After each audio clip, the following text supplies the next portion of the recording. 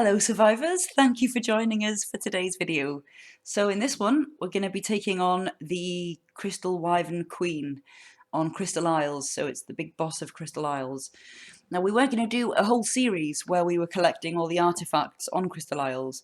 Now while it's a beautiful map, the problem we had was it was a bit boring collecting the artifacts, as most of them are pickups. So you can just sort of fly in, pick them up, and on you go. So there's loads of other videos on YouTube that actually show this really well, one of which we actually used ourselves to collect them. So we thought we'll just go straight in and we'll do the boss fight. So let's have some fun. Okay, we're at the terminal. We're taking in 17 Rexes. We're going to take in 2 Rhinos, one each to ride, and so we can shotgun off the back of them. We've got some pretty decent shotguns. We're still concerned about whether it will do the damage that we need with just 2 of us being here. So we have got a Deinonychus, which we're going to leave on the platform on standby and hope it survives the fight in case we need it in the last phase. You know, because it does the bleed damage. One of us can hop on and jump up and try and get some bleed damage on the Wyvern Queen if needed. I'll be honest with you, we do cut this fight very fine. It's just so difficult. It's fine when she's landed in her nest because the Rexes can do their thing and they're amazing.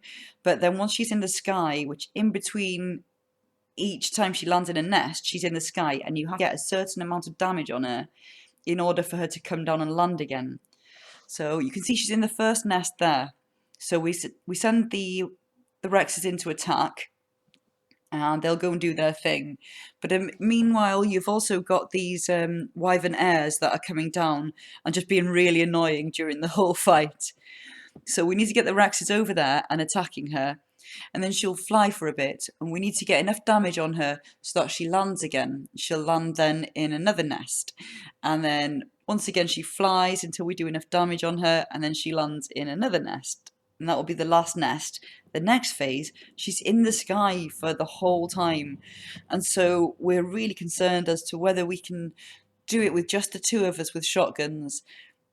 I don't know. I mean, it was a really, really tough fight, this. So we struggled. We were very concerned towards the end. And it's not like the Manticore where it glitches sometimes and that's why it doesn't land. This one is supposed to be in the sky for those phases. Now, these Rexes that we're using, they're by no means the top stat Rexes that you can get on official PvE these days. But like you can see, they're actually good enough that they're doing enough damage. So I just wish they could damage her through the whole fight because this is just insane. So I think what I'll do now, I will speed this video up a bit so you can see the fight as it pans out.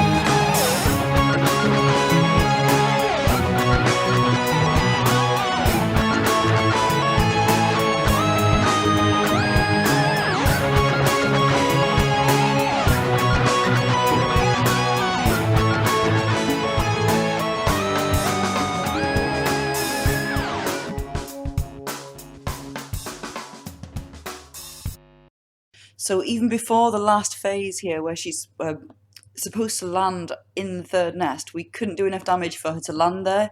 So the Dino Lord has had to hop on the Deinonychus early in order to try and get some bleed damage on her to get her to land in that last nest, because I mean, we've still got plenty of time left at the moment, but we know that that last phase, when she's in the sky for the whole time, is going to be a right pain in the butt.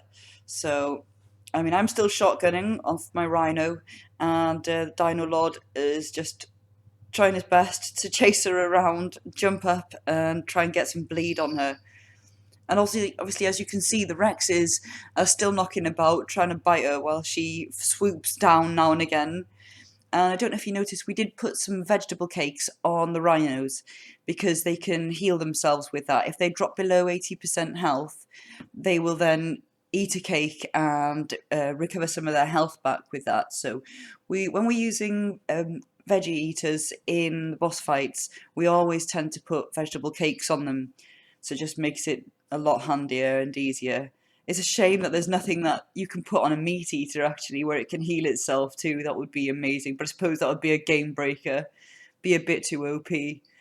So anyway, she should land in this nest now. Finally landed in the nest. So let's see how the rest goes.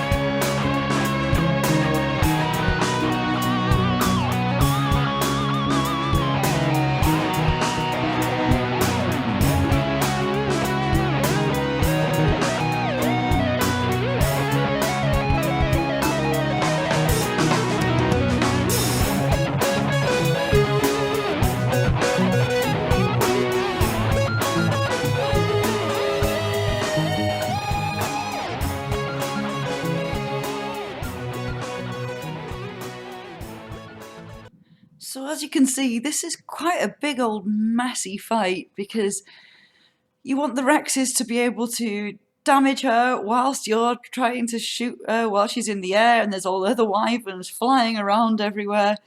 If anybody else has a good method of doing this fight where you know, it's not as sort of chaotic, can you please let us know? Because I'd really like to know and to find a different way. But this is the way that we tried, and it's the only way we could really think to get enough damage on her. With there being just two of us, I suppose if there was more, we could get more shotguns on her. We considered having flyers, but that would be even more chaotic, I think. And from what we've seen, she seems to go even higher up in the air when you have flyers on her, and they don't do quite as much damage either. So it might end up being even more messy that way, you know? So we're just still trying to do our best to get as much damage as we can. You've seen the Dino Lord there on his Deinonychus trying to get as much DPS on her by jumping and scratching her and trying to bleed her out. But she is just the biggest pain in the butt of a boss that I have ever seen.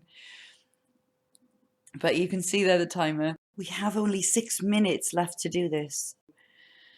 And that's cutting it quite fine considering. So we were panicking a bit, you know, at this point. And especially because like I said, the artifacts aren't that hard to get. But when it comes to the alpha talons, struggle a little bit. With there being so many people on these maps as well, all alpha hunting, you struggle to get that alpha. The Dino Lord spent so long trying to get that alpha wyvern to spawn. You know, he would just kite so many over to our trap and then kill them over and over again until the alpha would spawn, and then sometimes somebody else would have kited the alpha by then, and it was all a bit nuts. That was the most difficult thing, I would say, to get for tributes for this boss. We just don't fancy doing that again, you know? So this Deinonychus, I can't believe it actually stayed alive. Fair play to it. As you can see, she's down to a sliver of health now, so it's just a tiny little smidgen. There we go! She is dead, and that was such a nightmare. So frustrating and annoying. We usually like to be quite organised when we do boss fights, so for us this was just... Oof. Well, we got all the elements, so we're pretty chuffed with this. Made up that we actually managed to do it. Now I think we'll be making some tech with this element, and then I think we'll be leaving Crystal Isles.